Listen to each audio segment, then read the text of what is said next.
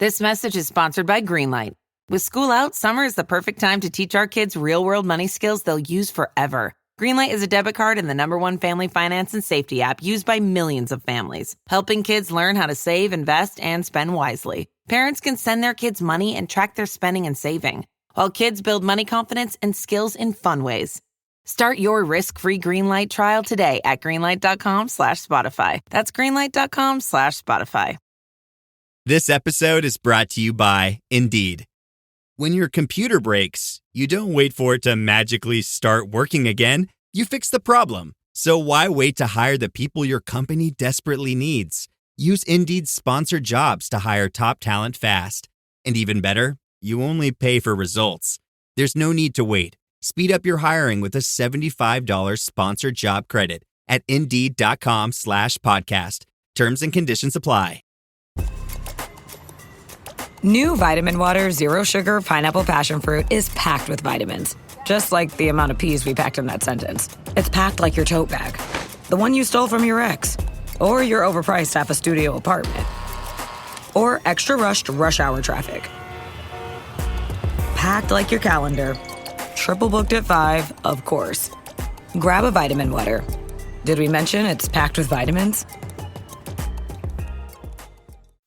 Hey everyone, this is Andrew Zink, the host of the Ghost of Tsushima Yotei Gamecast. I want to welcome you to the show and let you know that you can reach out to us via email or find us on Blue Sky. All of the links are in the show notes. You can join the Robots Radio Discord to chat with us directly, and you can listen to this podcast on any podcasting platform that you listen to. Thank you for listening and enjoy the show.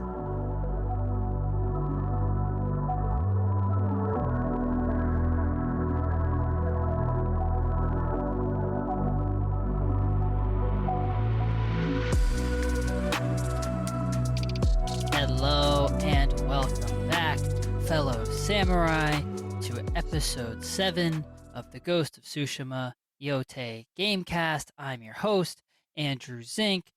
Very excited to be starting Act 2. Wondering if maybe I should get real air horn sounds on here. I'm sure all of you would love that, right? Yeah, I can't believe we're at Act 2 already. Super excited to get into it. So something I'm just going to lead off with right off the top here. So Act 2 has 9 different total quests.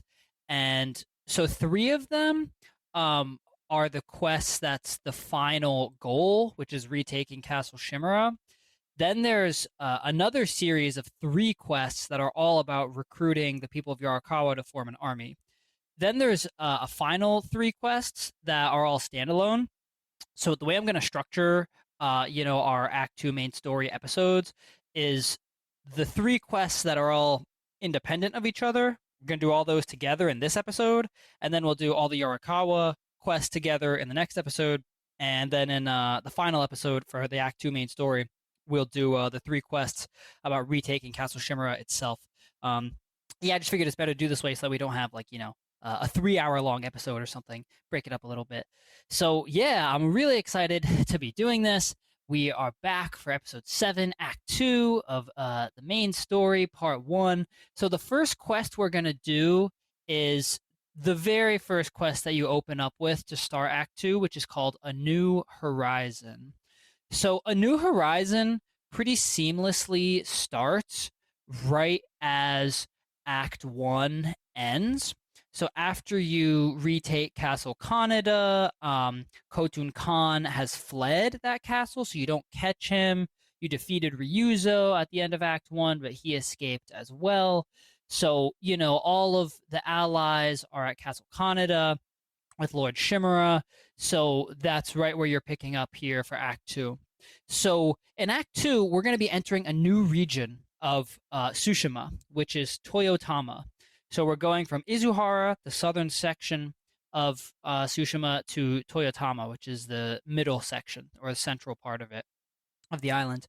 So, yeah, A New Horizon serves as the end of Act 1, Rescue Lord Chimera, and then it directly transitions into the beginning of Act 2, Retake Castle Shimura.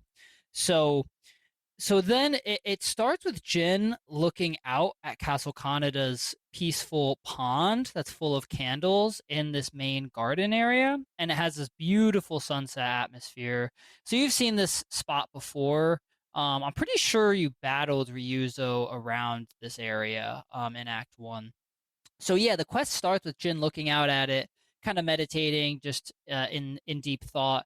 And Yuna walks up to Jin and says that Lord Shimura is looking for him, and that Khotun Khan has taken Castle Shimura in Toyotama. So Jin says he never should have trusted Ryuzo, and Yuna says that Ryuzo fooled all of them, that it wasn't just him. And yeah, I still feel a little shook by this story twist. I didn't expect that to happen. I thought Ryuzo was going to be your homie the whole way through, but guess not. Unfortunate direction that goes. So yeah, Jin asked Yuna why she hasn't left by now, because Yuna has been saying that she just wants to leave Tsushima, and that there's nothing left for her, and she wants to go to mainland Japan. So they head to talk to Shimura, and Jin is asking Yuna like why she hasn't left by now, and she says, "Yeah, I'm wondering that too," basically. So intending that she still is gonna leave. So yeah, they're heading to the main keep to talk to Lord Shimura, and she wants to know about her reward to leave for the mainland, to get a boat out of there. So while walking, she says that there's nothing left for her in Tsushima, and yeah, I just felt like this again, just really a really important part of the story that they're including here. That after a big battle, or if someone has lost their home in war, it just may not feel like home anymore, and that people might need a new start. And again, it's not to say there aren't parallel concepts that people in the modern day can't identify to, but generally speaking, in developed society nowadays, it's fairly rare that you lose your home to war, and you have to consider what you would do in that case. And so I really like that they just make players think about what that was like in that time period and in any time period. So yeah, so then she continues on, and Jin says, that he needs her help, and she says to him that he has Lord Shimura, and Jin says that he needs her because he trusts her. And so, right away, I just thought it just felt like Jin was being very candid with her and honest. And I feel like you really can feel a bond between Yuna and Jin at this point. And like Jin is really saying, you're just dependable. Like, I trust who you are. You're always there. Not only do I depend on your abilities, but I trust your moral compass too. And I just really like that you can feel that between them as characters. So yeah, then you cross the bridge into the main keep, and this is like the main bridge that you got thrown off of at the in the prologue of the game by Khotun Khan. Yeah, so then you arrive and you go inside the main building, and Lord Shimura is at the center of this grand room. And again, you've been in here before when you made it in the first time to free him. He wasn't in this room, but you go through it.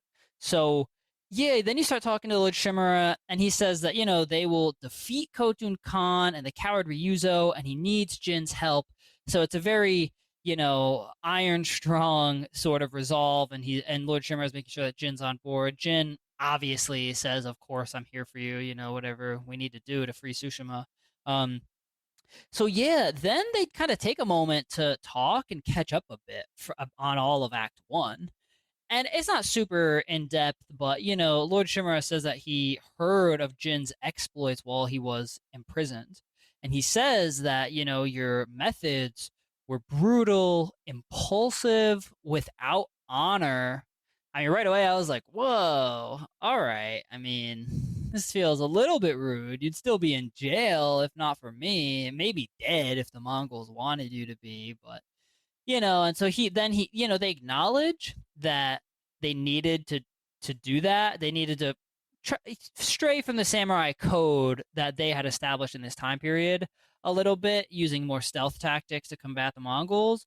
But Shimura says, you can't continue down this path. He says that they have to liberate Tsushima as honorable samurai. So this theme has come up before, but Shimura is really a character right now who's holding true to this. He's kind of like, you know, the backbone of this samurai society as when it comes to their upholding their moral values and their code and everything. Um, so I mean, really, I just want to say every time anybody says any of this to Jin, it's just like, yeah, I like Jin knows this. Like they're massively outnumbered, and he's just trying to save people. So that's how I feel about it every time it comes up. But it is what it is.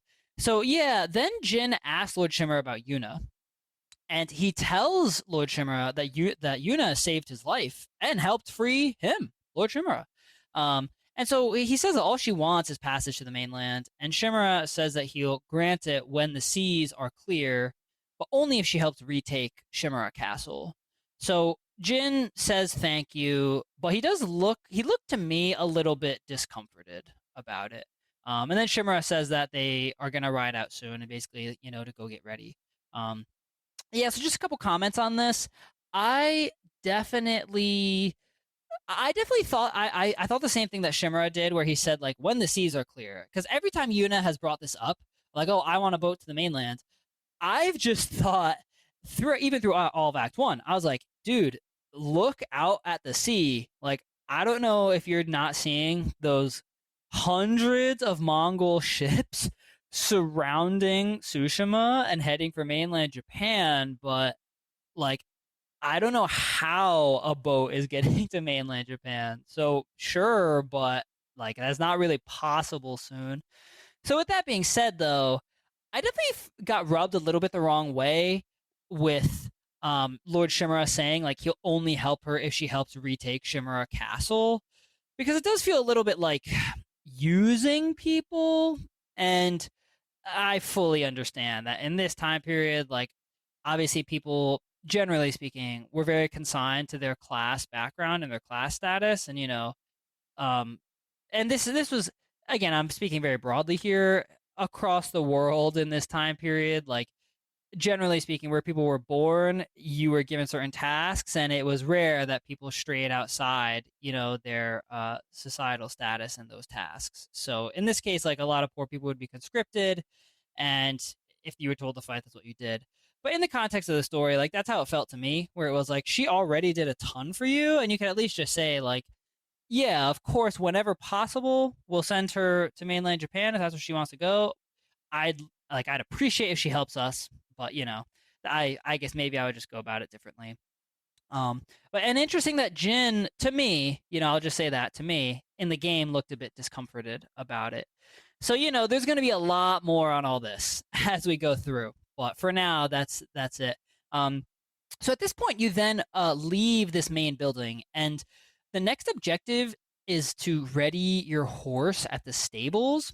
And so as you leave the main building in the courtyard, in the Castle Kaneda courtyard around the main keep, there's now like a bunch of life. There's vendors and there's civilians and there's people cleaning it up and there's carts around, and you can upgrade your armor and your weapons, all this stuff.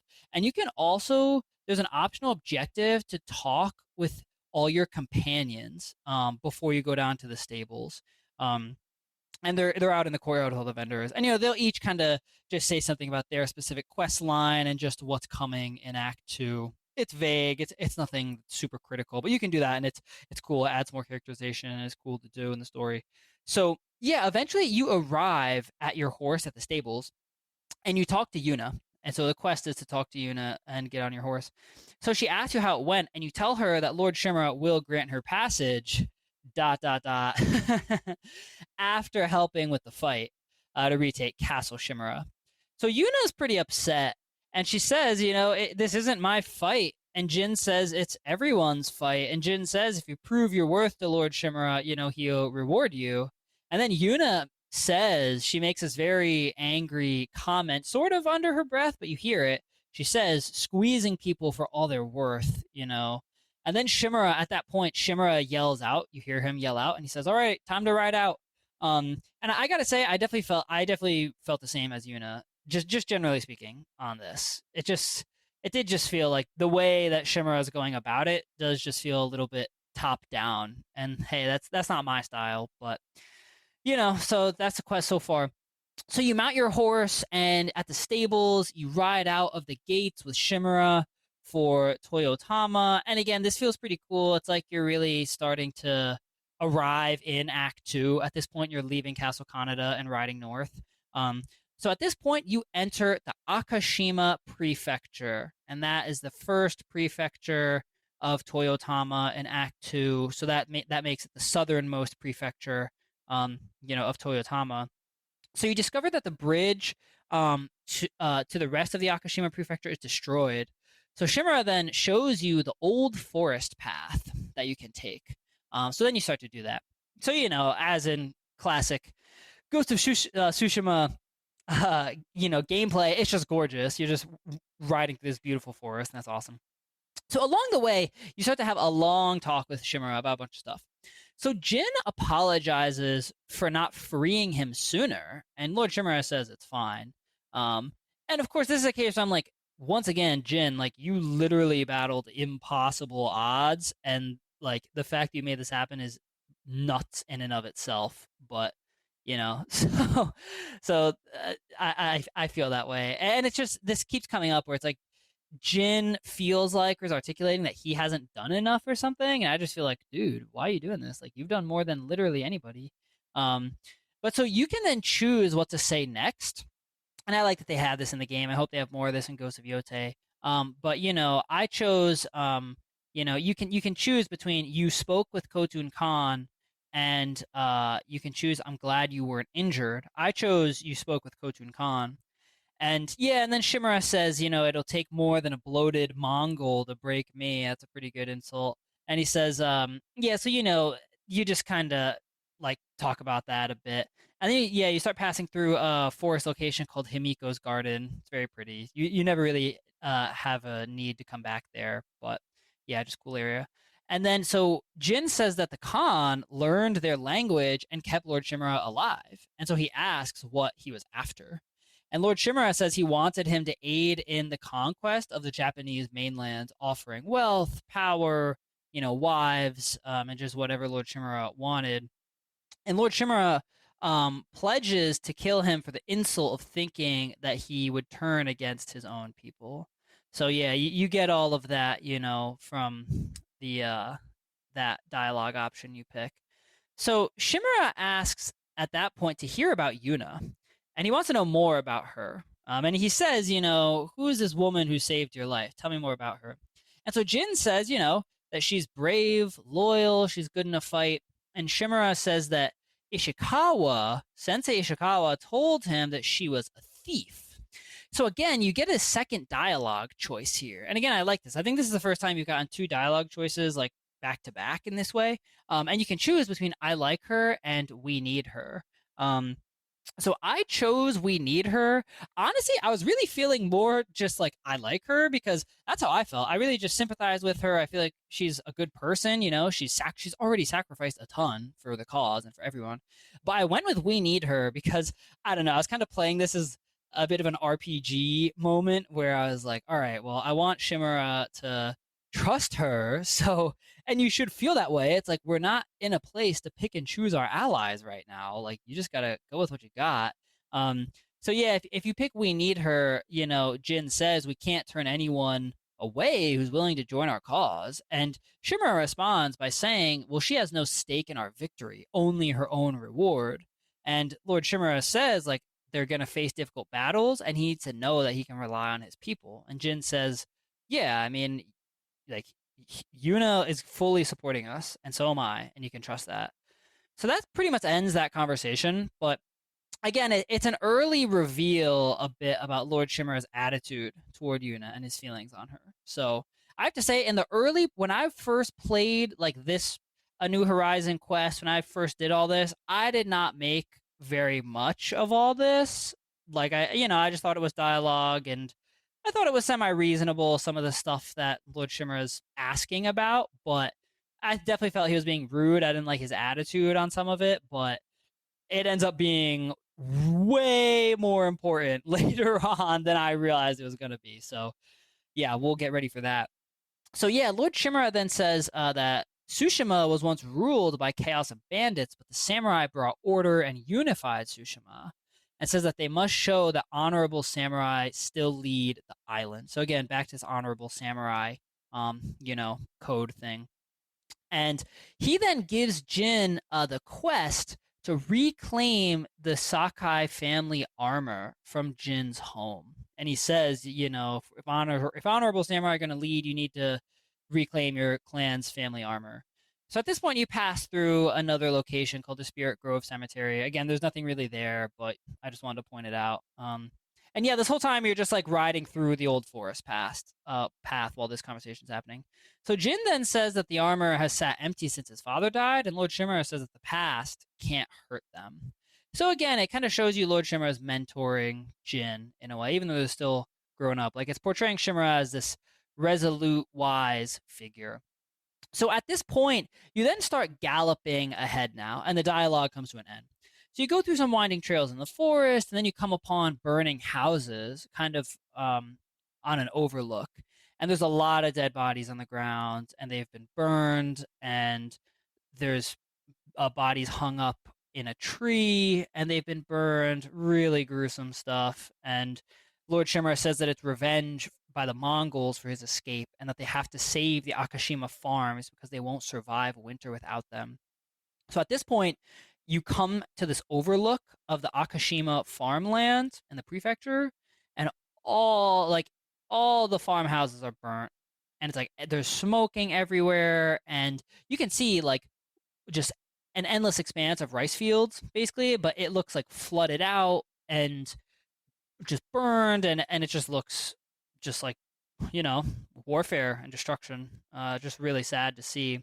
So at this point, you then see a Mongol patrol of 5 on horseback ahead, and Shimura just screams, it's just you and him, run them down, and you charge down from this overlook and just attack.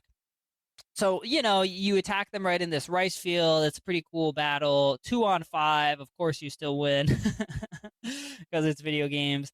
And then you start a new quest, which is clear the way to the lighthouse.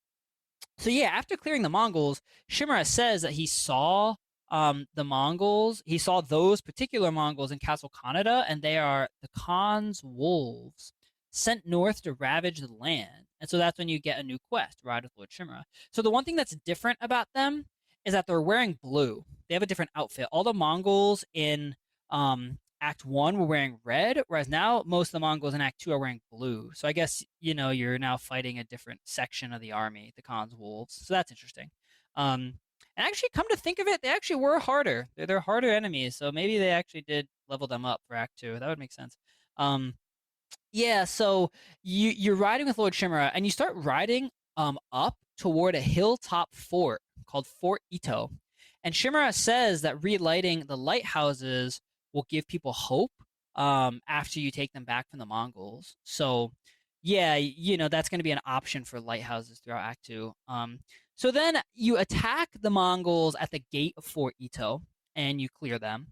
And they're mostly archers. It's not super hard. And again, they don't really have anybody posted up on like watchtowers at the top. So I guess that's pretty lucky, right?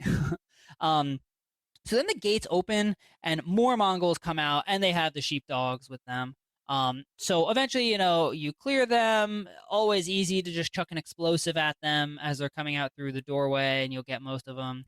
And then, yeah, you push into the fort, and you keep clearing the Mongols as you push through the fort. I love the fort battles in this game. I think it's just so cool to make your way into a fort and clear it. And, you're just seeing like barracks and archery training and lots of different, infrastructure that you would see in a fort in this time period. So that's cool.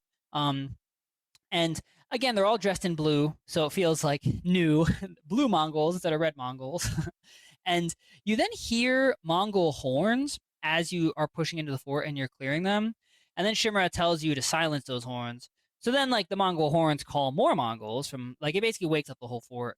And then you just keep pushing further and further into the fort, and there's a lot more Mongols in there. Once again, chuck your explosives, people. Throw your smoke bombs, chuck your black powder bombs. This will make it a lot easier. So yeah, the fort has watchtowers and barracks and all this cool stuff in it. And there's not really that much you can do with any of it, but it's a cool setting. And the fighting is just happening all around it. So just a really cool setting for all that. So this is a larger fort than a lot of the ones you find in the game, which makes sense. It's a main quest on this. And so there's like multiple levels. There's like you can keep going upstairs to get to multiple levels of the fort. So after you finally finish clearing all the Mongols, the quest is to speak with Shimura at the front gate. So as you arrive at the front gate to talk to him, Yuna shows up, and Yuna is like riding in. And then Lord Shimura says, "What's she doing here?" And it's pretty aggressive. I gotta say, I was like, dude, come on. Like, why are you saying it like that? She's literally here to help. Like, what's your problem? Just very rude. And so then yeah, you run out to the front of the fort, and Yuna is standing on this big rock. And I gotta say, she looked epic on this. And she says a Mongol warband is following her, and they're bringing explosives. So then Jin says, "Oh, we can use that against them." So you can hop up onto the rock alongside her if you want, and this is definitely a good way to do it. But so you see them coming up the road to the fort, and they've got a horse-drawn cart that's carrying, a wagon and like a cart full of explosives. So you can just hit the cart with a flaming arrow and blow up the explosives, and it'll kill most of the people in that party. But so yeah, at this point, it's just the three of you, Lord Shimura, Yuna, and Jin. There might be one or two Mongols left, and you just clean them up, and then that's the end of that. So after the fight ends, the three of you all start talking, and Jin asks if she is ready to fight for their cause, and she says she has to get off the island. And Shimura says, like, kind of cuts it off and says they aren't finished yet because they have to go to the lighthouse and rekindle the flame. So the lighthouse is right on the other side of the fort. It's not a super far run. So you just run through the fort and head towards the lighthouse. And then while running to the lighthouse, Jin says that he's glad Yuna came. And Lord Shimura then says, "Yes, you were a very effective distraction." And Jin says that they need more warriors like her, and she says that they'll have trouble finding them unless they broaden their horizons. So a couple things here. I mean, the first thing Lord Shimura says, "You're an effective distraction." It's like, dude, once again, she literally helped in this fight and gave us the idea to blow up the explosives to take them out. So again, they're really starting to show that Lord Shimura just really seems to look down on Yuna. And I find that really not cool. I'm Team Yuna. I'm not liking this at all. But and I think that Yuna then kind of hints at what's to come in Act 2 in the main story. How she says, like, you're not going to find a lot more good warriors unless you broaden your horizons and think outside. Hey, it's Paris. I love sparkly things, right? Like stars. Duh. And thanks to Hilton and Auto Camp, I just slept under them. Picture me, serving looks by the fire outside my luxurious Airstream, making s'mores with the kids, while a national park is our backdrop. The great outdoors meets Hilton hospitality. That's hot. Explore all the new ways to stay at Hilton.com. Hilton for the stay. The McDonald's snack wrap is back. You brought it back. Ranch snack wrap. Spicy snack wrap. You broke the internet. For a snack. Snack wrap is back. Ba-da-ba-ba-ba. The box. So yeah, we're gonna get to that in a bit. So then you arrive at the lighthouse, and Lord Shimura very rudely tells her that they have business in the lighthouse, so speak her mind and leave them. And she says that Yarikawa has many warriors if they haven't been conquered yet. And Lord Shimura says that they don't like that the Yarikawa don't like him because he put down the rebellion. And you all may remember this came up a lot in Act 1. Like, they were talking about the Yarikawa rebellion a long time ago. So after Yuna tells him that she grew up there, he asks her if that's where she learned to steal. Again, so rude. I mean, just like incredibly arrogant and just totally out of nowhere, totally uncalled for. She's literally trying to help, and Lord Shimura is just being like this towards her. So Jin then steps in and says that Yuna has admiration for Lord Shimura and she can help the Yarikawa fight for them. And Lord Shimura then agrees and then says that he will give her the transport to the mainland if she helps Jin to raise the army. And Jin says that that he will meet Yuna in old Yarikawa. So again, that's kind of the end of that dialogue. I mean, not liking Shimura here. Not liking him on any of this. So the quest is then to climb to the top of the lighthouse with Shimura. You get to the top and you can light it. Then Jin pledges to take back Castle Shimura and destroy the Mongols. And Shimura then adds in, as an honorable samurai, that's how we'll do this. And it's like, all right, dude, yeah, we got it.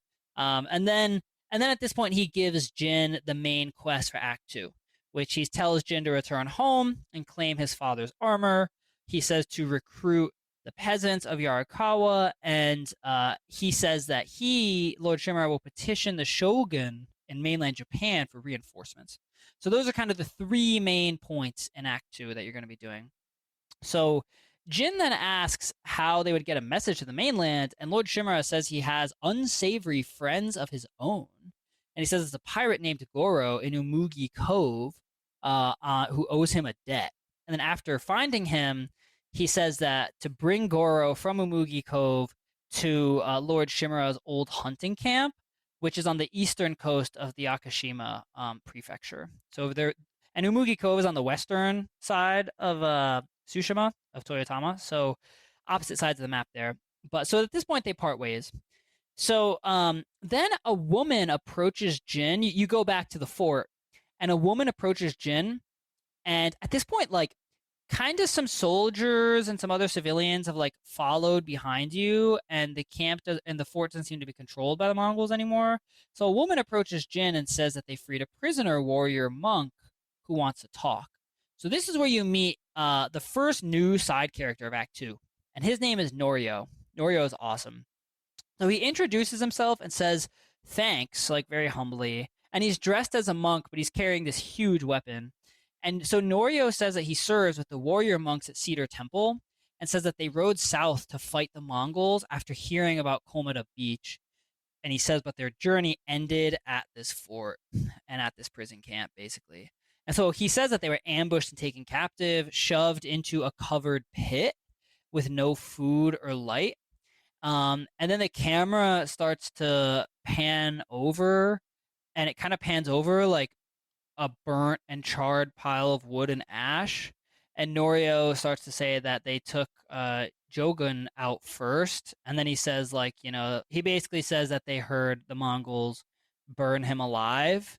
And they all like were refusing to submit. And I guess that just means like surrender, fight for the Mongols, help them, give them information, whatever it is.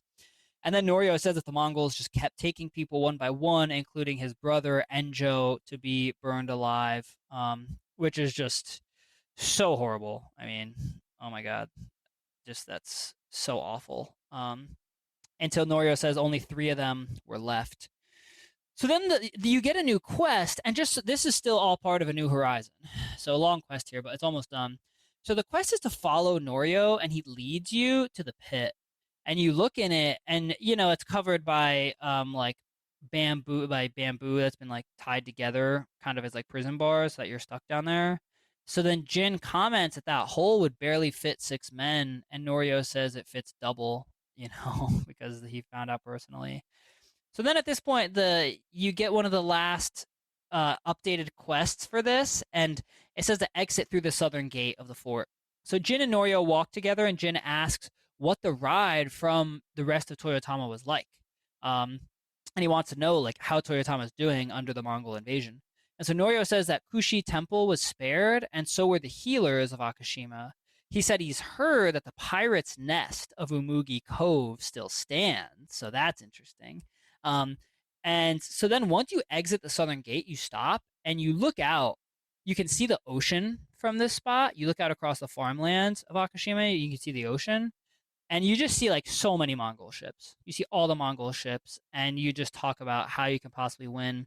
And then Jin says that Lord Shimura can lead them to victory, and he asks for Norio's help. And Norio says that the Cedar Temple monk can help, and they are within a day's ride. And he says that he doesn't fight for revenge, but he will fight for peace. So that is the end, the full end of this first quest, A New Horizon. Yeah, just a couple comments on that last part there. Very noticeable that Jin, you know, says that like Jin is so confident in Lord Shimura. He just always says like Lord Shimura can lead us to victory. Like we need to follow Lord Shimura. Like he's so certain about it, and I just find that to be notable given what ends up happening in the story later on. So put a pin in that, all of y'all. And yeah, and they show that Norio is clearly very humble. He's not someone who, wants to just fight for blood. Like, he just wants peace, and, that's why he's doing this. And one last thing I didn't get to mention earlier, but when Lord Shimura gives you the quest and he said to recruit the peasants of Yarikawa, it's interesting because Shimura actually says, like, he has dialogue where he says, recruit the peasants of Yarikawa. You'll see this later, but most of the time when Jin is talking about Yarikawa, he says the people of Yarikawa. He says, oh, we have to liberate the people of Yarikawa. Oh, we really need the people of Yarikawa on our side. So it's just, again, it's showing a clear difference between them. Lord Shimura clearly is used to kind of being at the top of the totem pole and doesn't mind using language that indicates that, whereas Jin just wants to treat people more equally. You can just see that built into the language and how this all goes. So that's the end of that quest. I thought it was a really cool way to directly transition you out of Act 1 into Act 2, introduce a new character, introduce the new geography, and just set it all up. So I thought that was cool. So we're just going to dive right into the next quest. At this point, you can do whatever quest. You can do Act 2 as you please. So the next quest that I chose to do was the quest called A Message in Fire. And this is the one where you retrieve Goro from Umugi Cove to send the message to the Shogun. And this is one of the quests, again, it's on its own. This is not a Yarikawa quest, and this obviously isn't one of the final quests to end Act 2. So, yeah, to contact the Shogun for reinforcements, you got to head to the western coast of Toyotama to go to Umugi Cove, retrieve Goro, and Goro has a smuggled boat. So he has a hidden boat that he can actually get out of there with. So that's important. So here's something funny. I entered in the front way to get to Umugi Cove, which I think like the vast majority of people, that's what you do. And you cross something called Lady Sanjo's Bridge over this huge swamp. So you go through this super narrow sheltered cove area and you arrive there. So I was watching a walkthrough of this quest just to make sure I didn't miss anything. And in the walkthrough, it showed someone who like climbed over the cliffs on the side of the map and then just like found a way to jump over them and then jump down onto a roof in Umugi Cove, and then you can just get in that way. So I thought that was funny. And yeah, I just want to add one thing here. As soon as you get into Act 2, for me at least, for a lot of it, it was so stormy. It's super swampy. Like Akashima is super swampy. A lot of Toyotama is very swampy. Not all of it, but a lot of it is. It's very gray and stormy, a lot of it, and it just provided a huge contrast to me to like the aesthetic beauty of Act 1. All right, so at this point, you get into Umugi Cove, and you start the quest with the Straw Hat Ronin stopping you. And he asks what you're doing, and it's a Straw Hat, and he calls you a Ronin. And then Jin says, I'm not a Ronin, I'm a samurai. And the Straw Hat kind of is like taken aback, and he says, oh, well, Lady Sanjo is going to want to see you. And he says she's in charge at Umugi Cove. So again, I was curious to see what Umugi Cove was like because they called it the Pirate's Den. It was a pretty cool place. It was like, so you start following the samurai to meet her, and you meet Lady Sanjo in this nice main building where there's like a lot of people drinking sake and, like just talking and being together. But then there's lots of other like houses. They're kind of like nicer shacks all along the way in Umugi Cove. And Umugi Cove is extremely sheltered. It's totally surrounded by cliff faces, but then it's like the back of it is this long, huge swamp that sort of eventually leads out to sea. But it's kind of hard to get through because there's lots of trees and stuff going through it. So it kind of shows you how it is like a perfect pirate's den sort of area and why the Mongols haven't been able to get to it. So that's interesting to know. So you go upstairs to the nice building, and then you find Lady Sanjo there. So Jin then says that he's glad that the Mongols haven't found Umugi Cove yet. And she then says, me too, but she says that anyone who draws a weapon in Umugi Cove answers to her men. And it seems like she's really talking to Jin right now. And so she then says that he should abide by their rules, and if he does that, his safety is assured. So she kind of just lays down the law. She says to him, like, I'm in charge here. This is my place. You better remember that. And Jin, I mean, Jin is Jin. He's just like, yeah, I'm not gonna cause problems. I just want to free the islands. Like, why is everyone like this? So Jin then tells her that he's looking for Goro, and Lady Sanjo says that he's downstairs. That Goro is downstairs on his third bottle of sake. So she says to go find him, but then she says to come back to her and talk because that they have like mutually aligned interests. So this is going to open up a side quest for Lady Sanjo that we'll get to in a later episode of this podcast. So you go downstairs, you find Goro, and Jin says, "Oh, you must be Goro," and he drunkenly says back, "We must all be someone." This, I gotta say that there's certain lines in this game where they actually have me kind of cackling, and this was one of them. I was just like, "Damn, he got me." I don't even have anything to say to that. So Jin introduces himself, and he very like he stands up very straight and he says, "Ah, well, I am Lord Sakai," and Goro then says, "All the samurai are dead. There's no way that's true." And Jin says, "Well, I'm alive and I'm standing right here. And Lord Shimura is asking for a debt to be repaid that you owe him with a journey to the mainland." And so Goro then realizes, oh, this is real. Like, this is actually Lord Sakai, and this is serious, and I gotta straighten up here. So Goro then says, like, he can't believe that Lord Shimura is alive. He says that a trip to the mainland cost a lot of money before the Mongol blockade, and he's very skeptical about like how this is doable. So Jin basically just holds very firm and says like this will repay the debt, and Goro very reluctantly like agrees. So again, Jin is just being like Lord Shimura's enforcer on all this stuff right now. So you start walking out of Umugi, or you start walking to Goro's house. And on the way, Goro says that after Komoda Beach, he thought his debt was erased, and that's why he was drinking. So Jin accuses him of being happy that, like, you know, all the samurai would be dead and his debt would be erased.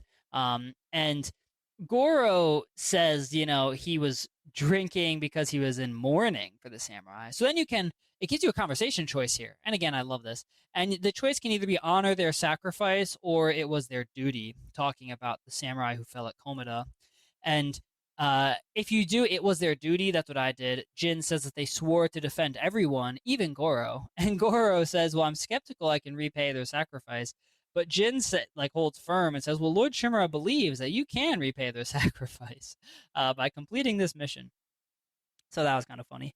So then you go into Goro's house. And again, it's a fairly nice place to live. I mean, as far as I'm concerned, I think that'd be a nice place to live as far as this time period.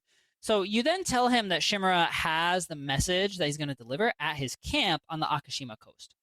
So Goro says that one of his boats is hidden near Fort Mitadake, which is, I guess, in that area. So that works out well. So Goro then gives you a map telling you where he'll wait on the forest road over on the Akashima coast near the boat. So at this point, there's banging on Goro's door. And it's Straw Hats saying, open up, Goro, pay us what you owe. And it's like, Goro kind of reminds you a little bit of Kenji, you know, where it's just like, he's just this kind of comical character who is like almost always in trouble in a way. So Goro like sneaks out the side door of his house and leaves Jin to handle it. And Jin says like, all right, I'll take care of this, you go. So one thing I thought was cool is in the doors, and in like the cool doors that they use throughout this game, you can see the big shadows of the Straw Hats in the doors. I just thought aesthetically that was awesome. So you open the door and Jin confronts them.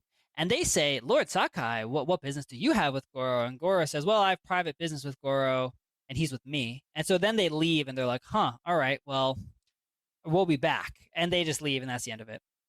So, yeah, at this point, the quest doesn't end.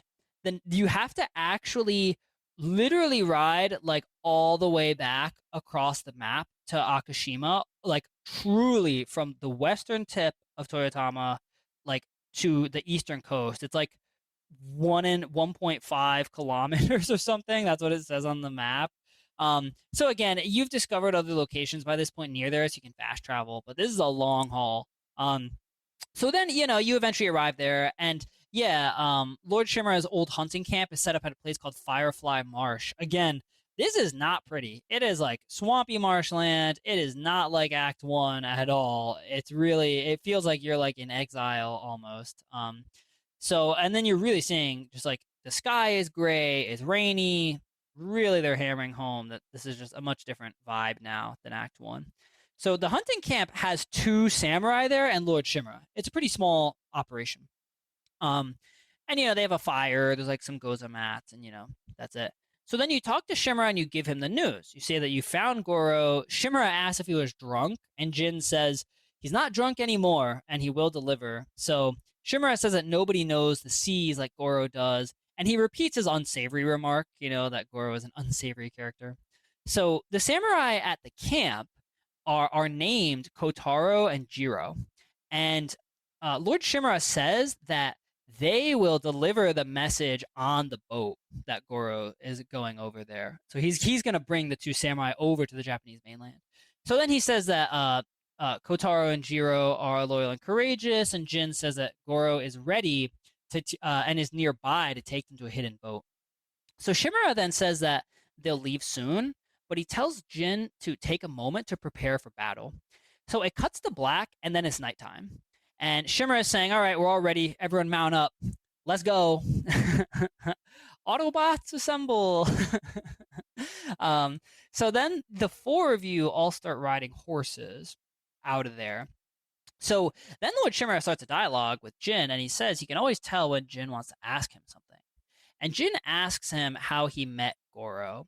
And Lord Shimura says that he caught Goro selling like forbidden Chinese silk, and it was forbidden by the shogun's decree. So he burned the stock, but he let Goro go, owing him a favor. So Jin then says that Lord Shimura could have like flogged him, but he saw the better path.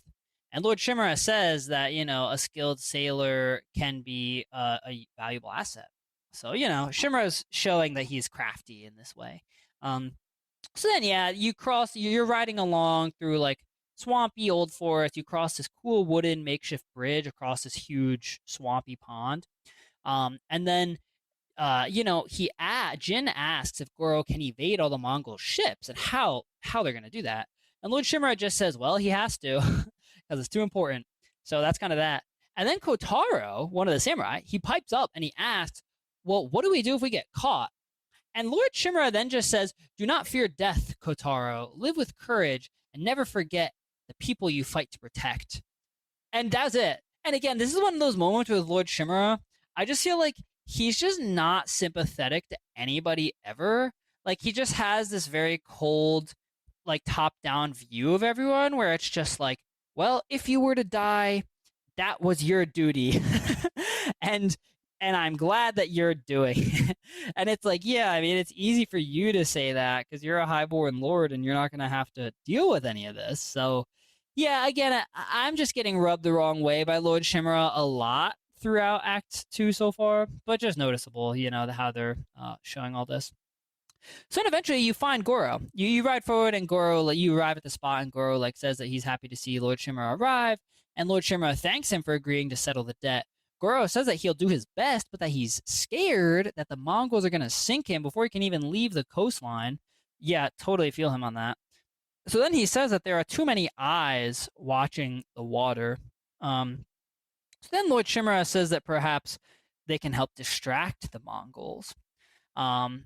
So, that's kind of all you get. So then you ride on, and eventually you arrive on the outskirts of Fort Mitodake, and you're at Goro's boat, and it's in this super shallow, swampy, hidden area. So it's pretty cool. It's a smart way for Goro to keep something hidden. And yeah, it's just cool that they added this into the game because you can see a crafty way that, someone might have dodged the Mongols on this. So then Lord Shimura says that his father took this fort from Clan Yarikawa a long time ago. So you can then see the fort up on the swampy hill. And Jin says that the Mongols have the fort, and Lord Shimura says that's why they'll be surprised when 2 samurai take it back. So you're like, oh man, all right, let's do this. So Lord Shimura then says that they should make tons of noise in the fort to distract the Mongols from the bay, to distract them from Goro. So that's kind of the plan. So then he tells Goro to start sailing when he hears the fighting coming from the fort. So Goro thinks they're going to get killed. Goro is just Shimura, you're gonna die in there. Like, it's two of you. It's Shimura and Jin. How are you gonna do this? And we're like, because it's video games, dude. That's how. So then, yeah, Jin and Lord Shimura decide to approach the Fort Mitsudaké on foot because it's quieter. And at this point, the quest officially starts. The quest hasn't even officially started yet.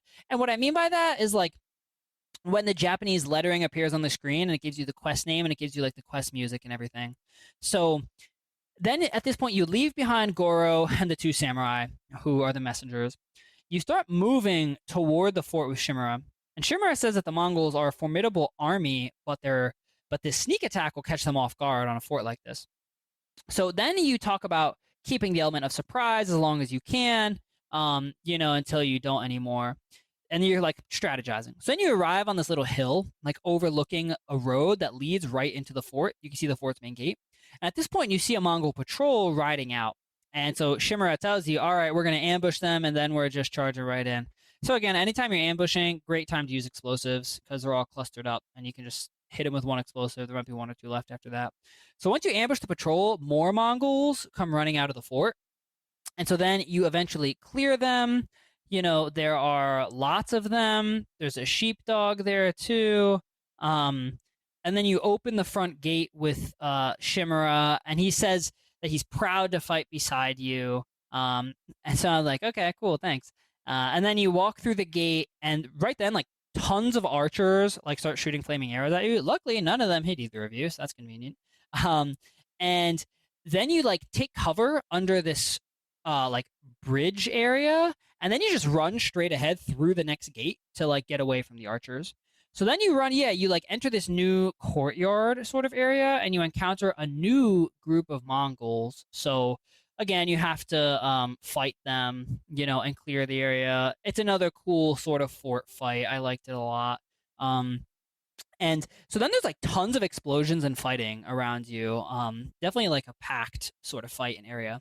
So then you keep pushing through this uphill, narrow path that's like, it has a fence on the side of it. So it's a really cool area. And then like you have like a couple Mongols who like run down the path at you, and you have to clear them. And so then at this point, you get like this little cutscene, and it shows two Mongols operating one of the siege weapons, the hwacha, that you saw from Act 1. And they start firing at you. So this hwacha is a siege weapon where it's basically just like, imagine just like 30 flaming arrows that can all be shot from this weapon at once, and then they all just rain down in an area. So yeah, and at this point, right when they introduce the hwacha part of the quest, morning is kind of starting to break. So the sun is starting to come up, and the atmosphere of the quest starts to change a little bit. So then the new goal is to get to the hwacha, because there's no way you can just like run around the fort while it's shooting at you this whole time. So then you enter the next area with a new group of Mongols. You get up from this narrow climb up, and it's like, again, another wide open area, and you have to fight the Mongols while the hwacha attacks fall. Now, one key thing here is that the hwacha can kill the Mongols. So what'll happen is they'll shoot the hwacha, and then you can see it gives you this indicator of like an area where the arrows are going to fall, and you have to dodge it basically. But the AI, the Mongols don't do a great job of that. So a lot of times they just get killed by the hwacha. So I thought that was funny. So then you keep pushing ahead, you clear them, and you move forward. And Lord Shimura, at this point, he says, more Mongol dogs. And at this point, I just thought he was talking about like Mongol soldiers, and actually two literal sheepdogs ran out. So I thought that was funny. But, you clear them, and then you arrive at this upper courtyard barracks area.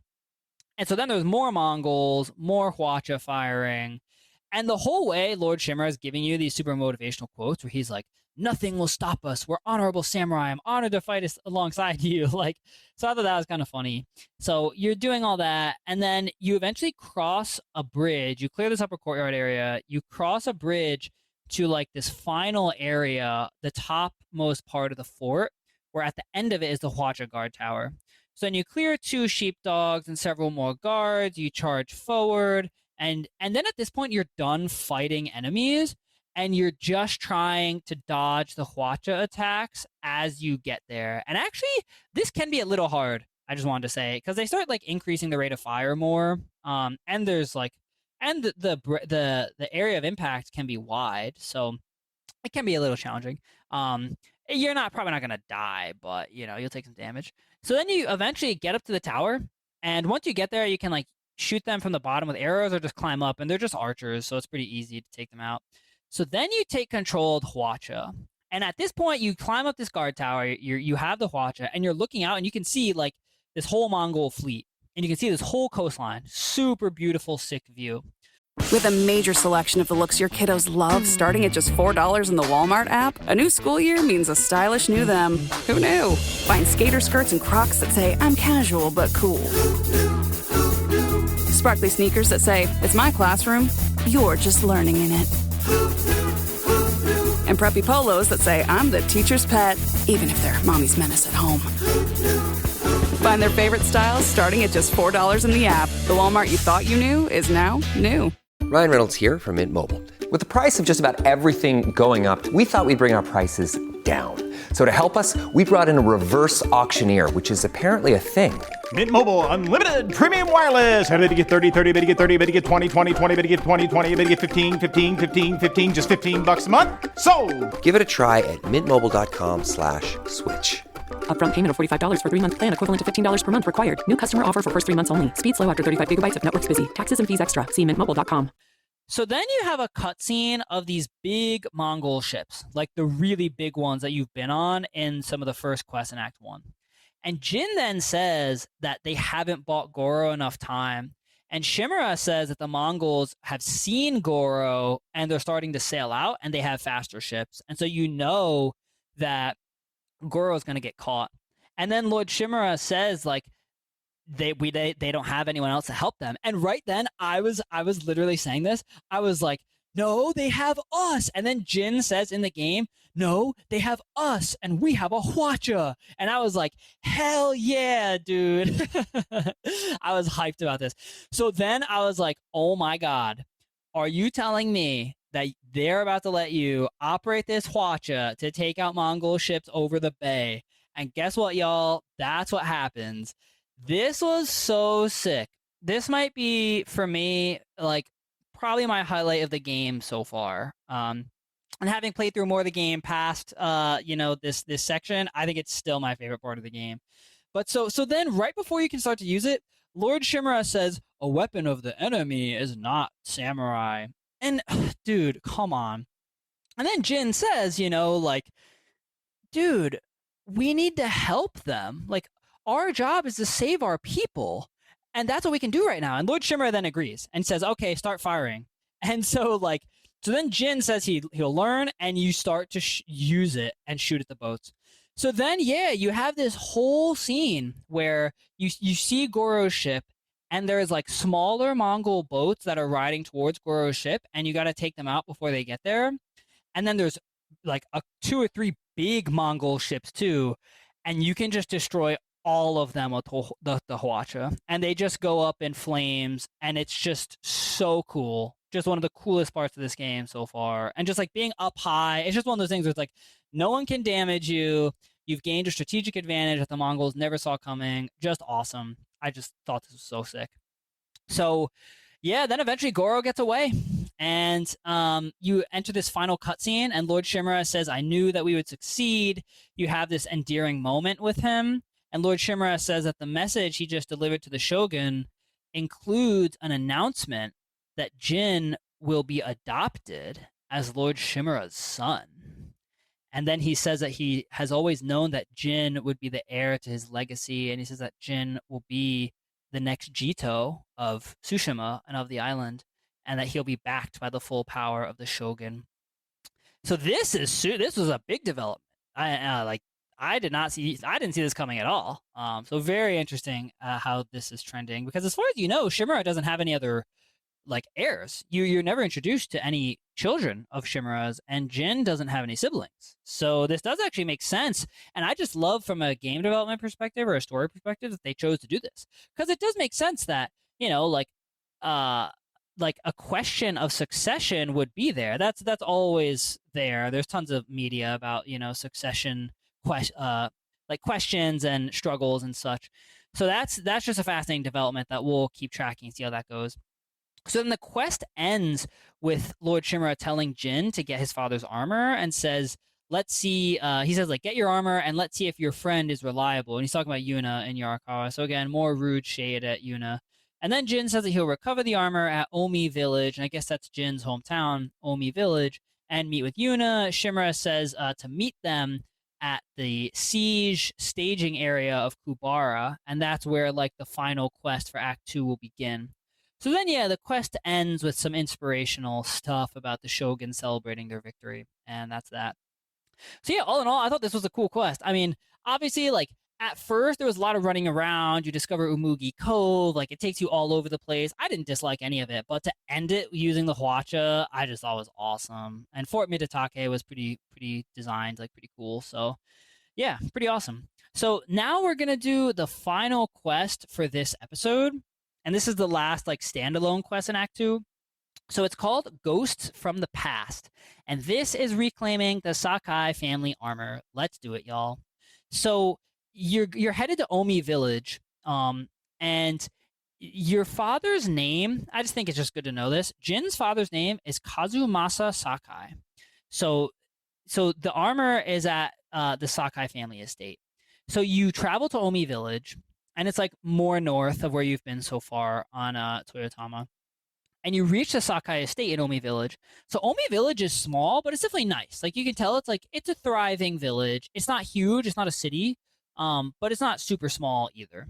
So the Sakai estate is walled off, and it's definitely nice. And so you can tell, like, oh, Jin's family really is, like, you know, nobility. And they're not, like, super high nobility, but they definitely kind of run Omi Village. And you presume, like, that prefecture, essentially. So, and the Sakai estate is still maintained. You see that. Like, it's still cared for, and it doesn't look like it's been looted or destroyed or anything. So you arrive at the Sakai family estate, and there's no Mongols. So you walk inside, and you go inside this main building. And then you kind of get attacked by this woman named Yuriko. So y'all may remember this, but you met Yuriko in the flashback right at the beginning of the game, where after Jin's father died, and you're like at the funeral ceremony for him, Yuriko is like walking with you, and Yuriko has served as the Sakai family, basically caretaker of their estate for a very long time. So then you meet her again, and she looks much older, obviously. And then she calls him, she's about to attack you, and then she says, "Oh, young master, you're back." And she says that she thought you were dead. And they greet each other, and it's very, it's very emotional and nice. And she offers him food and rest, but Jin declines because he says he doesn't have the time. So he asks if the Khan's army has marched past, and he's just asking to make sure that everything is okay. And she says that all they've had so far is a few bandits, and it was nothing that she couldn't take care of. So again, interesting that she's just capable in that way. And again, telling you that the Mongols, like, they haven't had much time yet to spread over Toyotama and the rest of Tsushima. Different from what happens in real life, but in the game, that's what's happening here. So, yeah, Jin then informs her that he's home to retrieve, and he says, "My father's," and then he says, "No, my armor, my family armor." So she then remarks how he always refused to wear it, but he says that a lot has now changed. So she says that she hid it somewhere safe, and then the quest starts right there. So you follow Yuriko out of the house, and it's a pretty nice house, It's a house of nobility, basically. And there's lots of rooms, it's spacious, and it's well decorated, and kind of like you've seen in some other nobility buildings in this game so far. So you go out the back through this beautiful rock garden, and Yuriko says that she'll get Taichi to help her fetch the armor, and that he's at the cemetery. So Jin asks what he's doing there, and Yuriko says that he helps out by tending the grounds and gathering plants for her poison to keep rats out of the food storage. And Jin says that he's glad that, Yuriko isn't alone. So interesting to note, there's like two people who have still remained at the Sakai family estate, just like caretaking everything. So Yuriko asks about Lord Shimura, and Jin says that he's alive, that he was captured at Komata, and he says, "But we freed him." And he's so humble about this. I just made a note of this. Like, Jin, dude, you saved him. You got everyone together. You went in there. You freed him. Like, we didn't do anything. You did all this. And that's how you feel as the player also. I'm like, dude, I did all this. Like, I'm the player. I did all this, not we. But just funny to notice that. So then Yuriko asks who else is helping out, and Jin says Lady Masako, Sensei Ishikawa, and a few others. And Yuriko kind of starts remarking on them. She says that Masako has been fighting alongside, her boys since they were little, and that she hasn't seen Ishikawa in years, and she asks if he still thinks he's the only one who knows how to do anything. So, it's comical. She's showing that her and Jin just share a lot of history, and, they can laugh with each other, which is nice. So the whole time you're talking to Yuriko, you're walking up to this like cemetery to find Taichi, and you're walking up these beautiful stone steps amidst the flower trees, and this is all from Act 1 in that flashback that I just mentioned when Jin's father died, and then you start this quest segment where you first meet Lady Masako and Sensei Ishikawa, and you're like kind of walking it to out the back of the Sakai estate, and you're being greeted in the funeral procession, basically. And this is where Lord Shimura tells you in the flashback that you'll be his ward, and he'll take over your care. So then you arrive at the top of the steps, and you find Taichi there, and Yuriko tells you that they're retrieving the armor. So Taichi heads off. Actually, they both head off to retrieve the armor. But so then you get a new quest to visit your father's grave. So then you kind of just keep going, and you follow some more steps, and you start going down a hill on the other side of this hill, and that takes you to the cemetery. And this is like the Sakai family cemetery, basically. So it's this beautiful forested walk with red and white leaves falling, and you arrive at the cemetery, and you compose a haiku, which I love this. I just love the haikus. I think it's awesome. And the haiku is reflect on legacy. So it's a pretty cool haiku. You're looking out at the ocean, but you're like in the middle of this cemetery, and you haven't done like a cemetery one yet. So, it's the same as the other haikus. You get 3 different options. You get 3 different times where you can choose between 3 different options, and then create your own haiku. So then you do that, and I just think it's so cool that they incorporate this into the game. And it's just part of the quest, and you don't get some important item or anything from it. You just do it, and it's like reflecting on what happened to your father, and you can pick out, different lines in the haiku about that. So it's a very beautiful scene. So then you get a new quest after you finish the haiku, and the new quest is to put on your father's armor. So at this point, you just run back to the Sakai estate, and you find the armor set up inside of the house for you. And it's a pretty cool set of armor, and it's like black and sort of yellow, and it's got this really cool black samurai mask. And you've gotten a bunch of these throughout the game already. But when Jin goes to touch the mask, he kind of flinches, and the mask drops from its stand. And then the mask falls, and Jin picks it up, and he flashes back to when his father died, that scene that you have in the first part of the game, and he's wearing the mask. And so you can tell he's kind of like struggling with it, but then he puts the mask on and closes his eyes, and you get this super sick shot of Jin opening his eyes as the mask is on and being like, oh yeah, let's go. So that was cool. So then the screen cuts to black, and Jin walks outside to find Yuriko, and she's tending a garden and turns around and like gasps. I have to say, I thought this was a little bit underwhelming the way this happened, but so she's like super startled, and Jin then like asks if she's okay, and you're wearing the family armor and everything, and she says yes, and says, for a moment, you look like, and she was gonna say Kazumasa, but then you get interrupted. Someone aggressively yells, face us, coward, from like outside the walls. So you go outside, and there's 3 Straw Hat Ronin that show up. And you just whoop them right there. And you can do a standoff and just kill all 3 of them. And actually, that's actually like the way you want to do it, because the Sakai armor effect is that it increases the standoff streak and allows standoff wins to occasionally terrify enemies. So that's pretty cool. So then you take them out, and you go back and talk to Yuriko. They were sent by the Mongols, and she's super shocked, and she says like, oh my god, you butchered them. And she says, are the Yarikawa giving us trouble again? And Jin says, oh, that was 20 years ago. And then she says, oh, of course.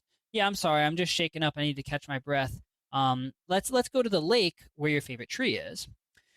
So that was interesting. It seemed like she like forgot what was happening. So then it cuts to black, and then you're walking with Yuriko to the lake on a pathway, and Jin asks her about poisons, because earlier she talked about how she would make poisons to keep the rats out of the food in the talking that you did when you first meet her. So Jin asks her about her poisons, and he asks if she can make them stronger enough to kill soldiers. So she's hesitant, but then she says, "Yeah, that is possible." So then you arrive at this favorite tree by the lake, and this is the tree with the red leaves where they were all falling, and you trained with Lord Shimura in Act 1 in the flashback. So I thought that was super cool that you're now seeing all these areas from like Jin's youth, and you're actually back there. I just thought that was really cool.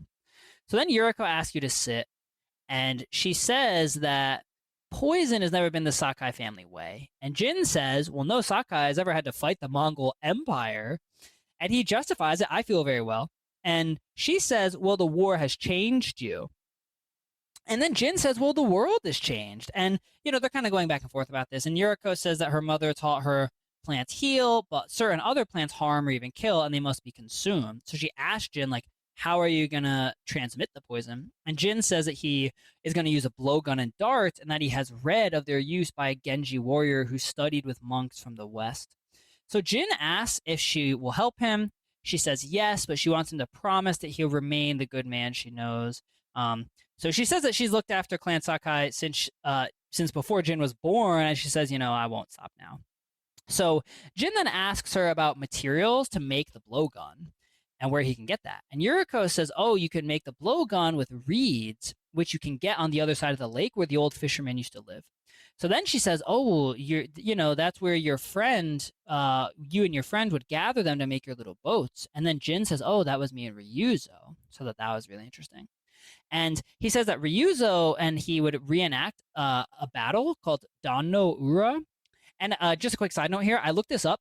This battle was a major sea battle of something called the Genpei War, and it occurred at a place called Danno Ura in the Shimonoseki Strait off the southern tip of Honshu.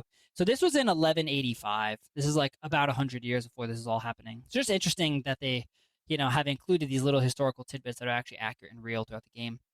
So Yuriko then tells him to be careful because she said that she's seen campfires over there at the nighttime at the old fisherman's house, and she doesn't know who it is. So you set out, you can swim across the lake, you can run around. So you go through a little bit of a forest, and then you arrive at the old fisherman's house, and you find a bunch of bandits there. So, there's a lot of dead civilians around. Clearly the bandits are moved in and taken it over. Very sad. There's 7 or 8 bandits in total. You can do a standoff, take out half of them, and then you can actually sneak and do the rest of them. That's not super hard. So after you clear all the bandits, you collect the reeds, and then you can return across the lake to Lady Masako. You arrive, and she's crying, saying, oh, Kazumasa. And it's kind of strange. And then she says, little Jin is all alone in the world. And Jin asks, hey, what's going on? And she says, sorry. And that she was thinking about Lord Sakai, that she tries not to do that. And Jin literally just says, enough of the past. We have the blowgun and darts. That's literally what he says. So I thought that was funny. Very to the point. And then he says, all I need now is the poison. So at this point, one of the final parts of the quest starts. You follow Yuriko on horseback to a small camp where she makes the poisons and ointments. And so you ride back from the lake, you ride through Omi Village. Again, I thought this was cool. It kind of just shows you a little more of Omi Village. You go up to the mountain camp. And so, yeah, it's up in this little mountain where her herb camp is. And then on the way, Yuriko says, oh, it's nice to ride with you again. And she says that Jin and Lord Shimura taught her to ride. And then Jin laughs at how they taught her to ride on this runt pony. So she says that Jin always sat tall and straight in his little saddle like he was the shogun. So they're just kind of bonding over Jin's memories and, that they know each other and such. So later on, she tells a story about how Jin almost got Lord Shimura killed out near her camp when he was 3 or 4, and that Shimura is teaching him how to use a kodachi. Quick side note, so a kodachi is a short sword. It's longer than the tanto, that's the dagger that you carry around, but it's shorter than a katana. So it's it's a short sword. And that Jin was chasing butterflies. I guess he might have been using a wooden one to train or something. But so Jin then says that Lord Shimura's black eye took weeks to heal, and Yuriko says that Kazumasa and Shimura laughed really hard at it for a long time. So then Jin says that he doesn't remember his father's laugh, and that Yuriko says that he lost his humor after Jin's mother passed away from illness. So yeah, I mean, I love the characterization here. They're really just flushing all this out, and you're really bonding with Yuriko, and I feel close to Yuriko, and I feel almost reassured that it's oh, it's nice to know someone, So then you arrive at Yuriko's camp, And she says that she'll get the flowers, but then Jin tells her to rest and that he'll do it. So, they kind of harp on some of these themes throughout the game. And in this one, like, Yuriko's like, oh, you need to rest. I don't want you to be too tired, Yuriko. So you literally just run around, like, right next to the camp. You just pick up 3 flowers and they're all nearby. So then you bring them back. She says, oh, you have to extract the seeds, crush them, make a paste, and dip the needles. Then it cuts to black and it's done. So then you hear Straw Hats coming. So you're up on a cliff and you look down from the cliff and you see 3 Straw Hats on the road, like, coming up. So then they say he'll regret what he did to Sadamune and the others. And they're clearly talking about the people that you defeated outside the Sakai family estate. So they basically do this so you can practice the poison darts on them. And from here, it's just like fish in a barrel, basically. The poison's awesome. It's pretty funny. You can just hit one of them and then, like, they'll, like, vomit blood and then just, like, fall over and die. And then the other 2 people will just run away, and that's pretty much it. So you go back to Yuriko, and she says she can't believe that you're grown up and handling all this on your own. And Jin says that he's going back to the estate, but Yuriko says that she wants to stay at the camp for a bit. And then Jin says, well, don't push yourself too hard. And she says, I know that you're all grown up, but I'm also old enough to take care of myself. And yeah, the quest ends with Jin asking her what other kinds of poisons there are, and that opens the side quest for the rage poison that you can get from Yuriko. So we'll cover that in a later episode. And then that's the end of this quest. So yeah, I thought this was a cool quest. It flushes out Jin's story. You get the Sakai family armor, you get the poison and the blowgun, which is awesome. And then, yeah, I just want to add one thing. Apparently, the Ghost of Tsushima wiki page says that this is the only tale in Jin's journey where the set of objectives can differ based on the player's progress on side activities. And I actually don't know, like, how the objectives would change based on the side activities, but I thought that was really cool. And hey, if anybody does know, drop it in the comments or let us know. Reach out. It'd be cool to talk about it. And if I find out, maybe I'll shout it out on the show at some point. So, yeah, and at this point, that's going to wrap up this episode. Those are the three starting quests, we can call it. The first quest and the 2 side quests that hang out on their own, gathering the armor and, contacting the Shogun for reinforcements. So I thought these are 3 pretty solid quests, and it starts the, just the whole Act 2 off really well. And I'm really excited for the next episode about the whole Yarikawa rebellion storyline and mobilizing the people of Yarikawa to help in the fight. So, hey, I hope y'all enjoyed this episode. Definitely ran on for a bit as this game is just, there's a lot to cover and a lot to say. But if you have any thoughts or anything you want to say, add, or anything, hey, leave us a comment on any of our channels. Check the show notes for all that. Join the Robots Radio Discord and we can chat. Send us an email. Leave us a 5-star review. It'd be much appreciated. Hope you guys are enjoying this. Looking forward to our next episode on Act 2. And remember, if you are going to be concocting any poison darts, make sure you're careful using your ingredients. Try not to touch them yourself if you can.